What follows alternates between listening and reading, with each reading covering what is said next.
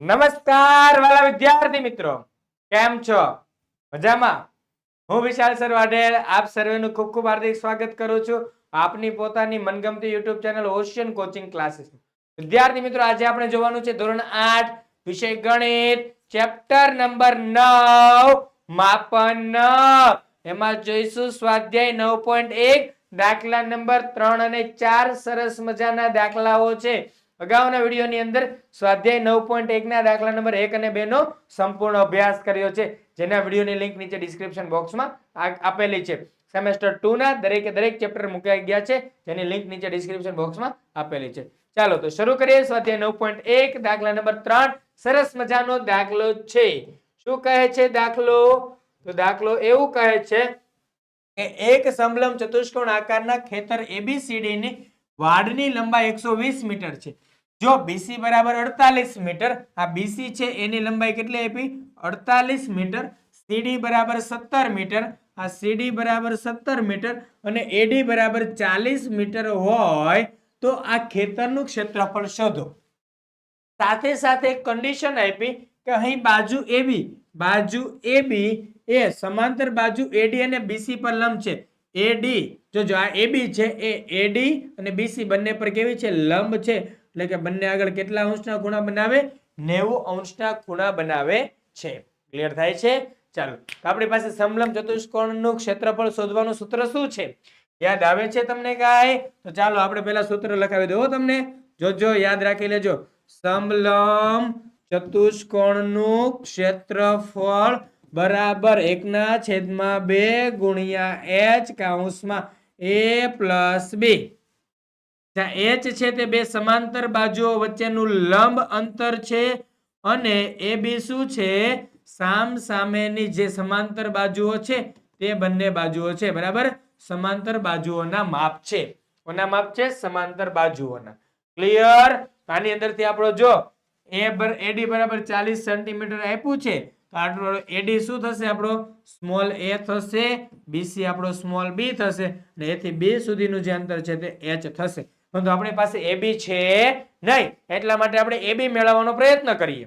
શું મેળવવાનો પ્રયત્ન કરીએ છીએ? AB મેળવવાનો. તો જો વિદ્યાર્થી મિત્રો, આપણને એક સરસ મજાની બાબત આ લોકોએ આપી દીધી છે કે શું કીધું? કે ABCD ની વાડની લંબાઈ 120 મીટર છે. મતલબ કે ABCD આખા વાડની લંબાઈ 120 મીટર, એમાં એક 40 છે, એક 48 છે, એક 17 છે. તો 3 વાડ ખબર છે આપણને, 3 સાઈડ ખબર છે. તો આપણને સમલંબ ચતુષ્કોણની ચોથી સાઈડ મળે કે નહીં? કારણ કે ટોટલ પણ ખબર છે. કારણ કે શું કામ કહેવાય કે ખેતર ABCD ની અથવા તો ચતુષ્કોણ ABCD ની વાડની લંબાઈ બરાબર કેટલું આપ્યું? 120 મીટર. આનો મતલબ શું થાય? ચતુષ્કોણ ABCD ની વાડની લંબાઈ 120 મીટર, એટલે કે સમલંબ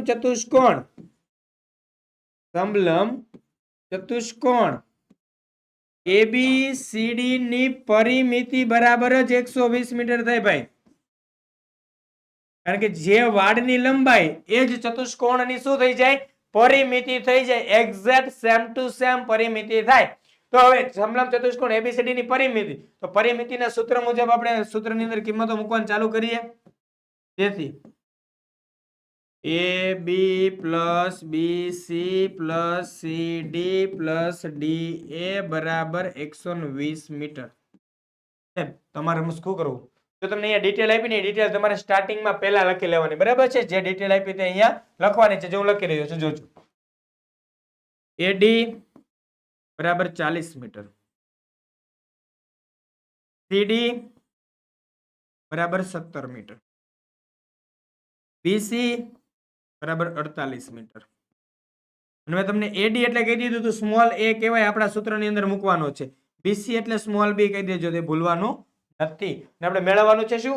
AB. AB મેળવીશું. ચાલો, તેથી AB એઝ ઇટ ઇઝ રહેશે, પ્લસ BC એટલે આપણે આપ્યા 48 પ્લસ CD એટલે 17 પ્લસ DA એટલે 40 બરાબર 120. તેથી AB બરાબર જોજો 40 અને 48 88. 88 માં 10 ઉમેરીશ 98, 98 માં 7 ઉમેરીશ 105. તો AB પ્લસ શું આવશે AB પ્લસ 105 બરાબર 120. તેથી AB બરાબર 120 માઇનસ 105. તેથી AB બરાબર 15 મીટર. AB બરાબર કેટલું મળે છે 15 મીટર. તો આપણે AB એટલે મેં શું કીધું હતું લંબ અંતર. તો આપણે AB ને શું કહેવાનું છે h કહેવાનું છે ભઈલાઓ h. તો આપણો સમીકરણની અંદર h ઘટે છે તો h બરાબર લખવું હોય તો શું લખાય h બરાબર 15 મીટર. શું કામ કારણ કે આપણા AB ની લંબાઈ છે ને AB ને આપણે શું કહેવાના છીએ h. ચાલો તો હવે જોઈએ આપણે સમલંબ ચતુષ્કોણ ABCD નું ક્ષેત્રફળ મતલબ કે ખેતરનું ક્ષેત્રફળ બરાબર શું લખાય ખેતરનું ક્ષેત્રફળ બરાબર સમલંબ ચતુષ્કોણનું ક્ષેત્રફળ.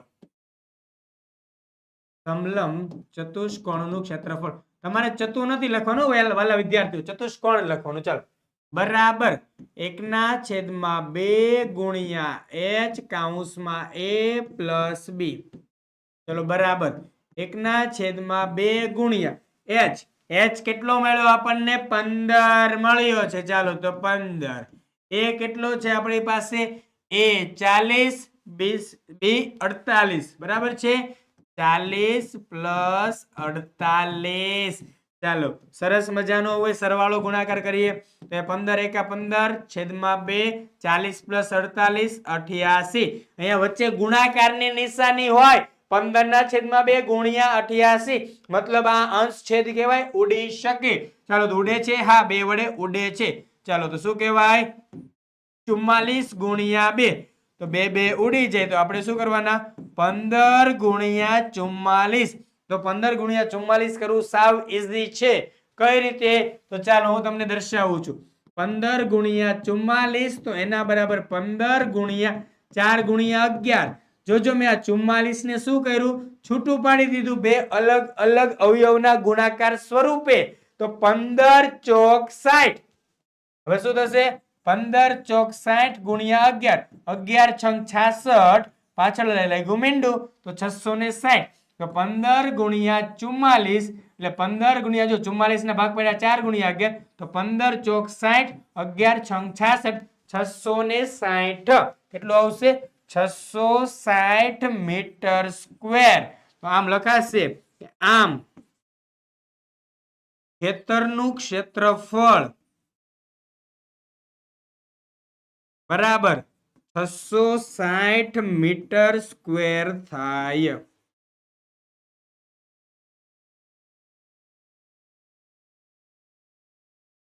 જવાબ તમારો ક્લિયર છે. ચાલો ત્યારબાદ નેક્સ્ટ વાહ વિદ્યાર્થીઓ તમારી માટે એક સરસ મજાની એપ્લિકેશન છે ઓશિયન કોચિંગ ક્લાસીસની જેના અંદર તમને મળે છે નીચેના તમામ સોલ્યુશન્સની પીડીએફ જેમ કે ધોરણ 3 થી 12 ના બધા જ વિષયના સમજૂતી સ્વાધ્યાય સ્વાધ્યાય પોથી સ્વાધ્યાય પોથી પ્રશ્ન બેંક અસાઇનમેન્ટ પ્રશ્નપત્ર અને બીજું ઘણું બધું અદ્ભુત ભરપૂર લાભ મળી રહ્યા છે. તો ભૂલ્યા વગર વિદ્યાર્થી મિત્રો લાભ લેવાના છે ને એપ્લિકેશન ડાઉનલોડ કરવાની લિંક નીચે ડિસ્ક્રિપ્શન બોક્સમાં આપેલી છે. ચાલો તો જે સવાલ નંબર 4 સરસ મજાનો સવાલ છે. શું કહે છે એક ચતુષ્કોણ આકારના ખેતરના વિકર્ણની લંબાઈ 24 મીટર છે. ચતુષ્કોણ આકારનું ખેતર છે વિકર્ણની લંબાઈ 24 મીટર છે. કેટલા મીટર છે 24 મીટર છે. અને બાકીના બે શિરોબિંદુમાંથી આ વિકર્ણ પર દોરેલા લંબ કેટલા છે એક 8 મીટરનો છે અને બીજો 13 મીટરનો છે. તો ખેતરનું ક્ષેત્રફળ શોધો. ચાલો તો સરસ મજાનો સવાલ છે ખૂબ ઈઝી સવાલ છે. ચાલો ખેતરનું ક્ષેત્રફળ શોધવાનું કહ્યું છે તો આપણે આરામથી મેળવી શકવાના છીએ. ક્લિયર આ ક્ષેત્ર જે આકૃતિ આપી છે તેમાં નામકરણ કરી દઈએ. ચાલો A B C ક્લિયર. તો ત્રિકોણ ABC અને ત્રિકોણ ACD બે ત્રિકોણ મળશે. એમાં તે ત્રિકોણ ABC માંથી B પરથી અહીંયા શું દોર્યો હોય વેધ કારણ કે શું કીધું છે બાકીના બે શિરોબિંદુ વિકર્ણ પર દોરેલા લંબ છે એટલે એ લંબ મળશે. ધારો કે અહીંયા બિંદુ E આપ્યું છે અહીંયા બિંદુનું નામ આપીએ F. ક્લિયર. ચાલો તો જોતા જઈએ આગળ.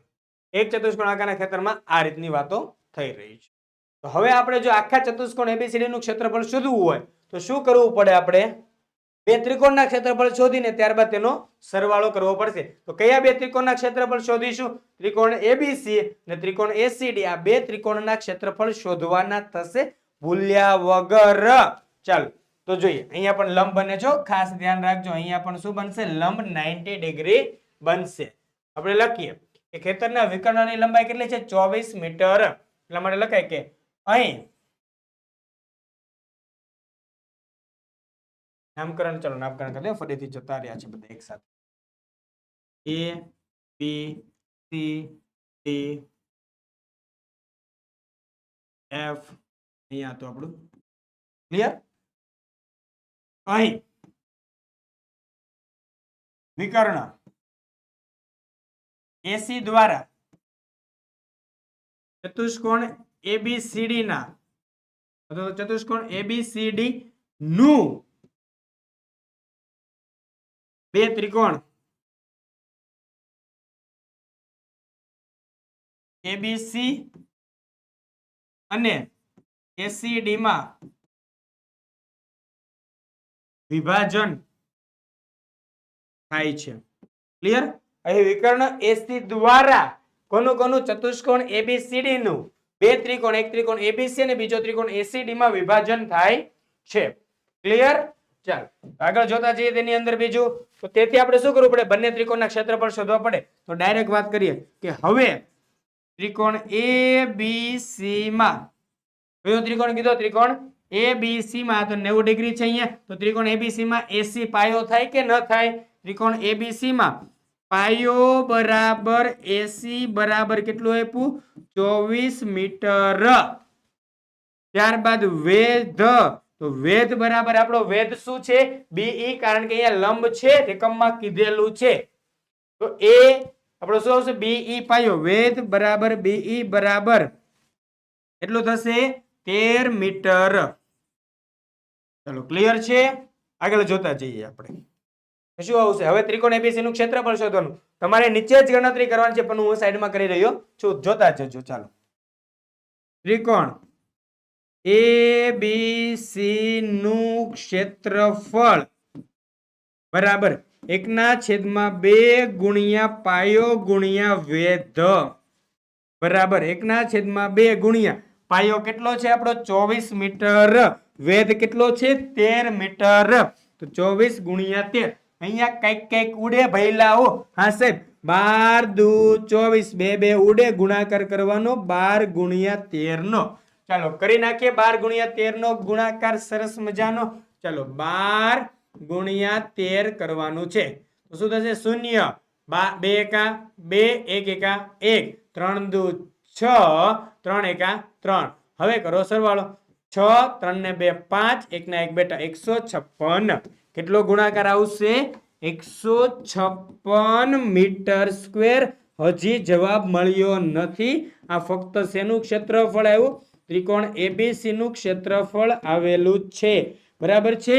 હજી આપણે શેનું ક્ષેત્રફળ બાકી? ત્રિકોણ એસીડી નું ક્ષેત્રફળ શોધવાનું બાકી છે. ચાલો તો જોઈએ નેક્સ્ટ સ્લાઇડ ની અંદર. ત્રિકોણ એસીડી માં પાયો બરાબર, તો પાયો તો બંનેમાં સેમ જ છે. એસી એક વિકર્ણ છે. એસી કેટલો આપ્યો છે આપણને? 24 મીટર. કેટલો આપવામાં આવેલો છે? 24 મીટર. ચલો એ સિવાય તેના ઉપરનો વેધ, વેધ શું આપ્યો છે? વિકર્ણ એસી અને ત્રિકોણ એસીડી. તો ત્રિકોણ એસીડી માં વેધ બનશે આપણો ડીએફ. કેટલો આપ્યો? 8 મીટર. ચાલો તો શોધીએ. વેધ એટલે આપણો શું છે? ડીએફ છે. ડીએફ બરાબર છે. ચાલો DF બરાબર 8 મીટર. તો જોતા જઈએ આગળ. ત્રિકોણ ACD નું ક્ષેત્રફળ બરાબર જો ક્ષેત્ર લખવાનો મતલબ શું સમજવાનું? ક્ષેત્રફળ. બરાબર છે. ચાલો ન દેખાતો હોય સરસ મજાનો ફરી રીતે સારા અક્ષરે લખી આપું છું. ત્રિકોણ ACD નું ક્ષેત્રફળ બરાબર 1/2 ગુણ્યા પાયો ગુણ્યા વેધ. તો બરાબર 1/2 ગુણ્યા પાયો 24, વેધ 8, 24 ગુણ્યા 8, પરંતુ અહીંયા અંશ છેદ ઉડે, 12 દુ 24, 2 2 ઉડી જાય, 12 અઠ્ઠા 96 મીટર સ્ક્વેર. શેનું ક્ષેત્રફળ એવું? ત્રિકોણ ACD નું ક્ષેત્રફળ બરાબર 96 મીટર સ્ક્વેર. તો હવે આપણે આખા ચતુષ્કોણ ABCD નું ક્ષેત્રફળ જોઈએ છે. તો હવે ચતુષ્કોણ ABCD નું ક્ષેત્રફળ બરાબર ત્રિકોણ ABC નું ક્ષેત્રફળ પ્લસ ત્રિકોણ ACD નું ક્ષેત્રફળ. तो त्रिकोण ABC નું ક્ષેત્રફળ 156 मीटर स्क्वायर मिला था कि नहीं मिला था? तो मिला था, तो वो लिखेंगे 156. શું લખશું? 156 મીટર સ્ક્વેર પ્લસ ત્રિકોણ ACD નું ક્ષેત્રફળ શું મળ્યું છે? 96 મીટર સ્ક્વેર, એટલે 96 લખીશું. ચાલો હવે કરીશું સરવાળો. તો 6 ને 6 12 નો બગડો, વધી પડી 1, 9 ને 1 10 ને 5 15 ના 5, વધી પડી 1, 1 ને 1 2, તો 252 મીટર સ્ક્વેર.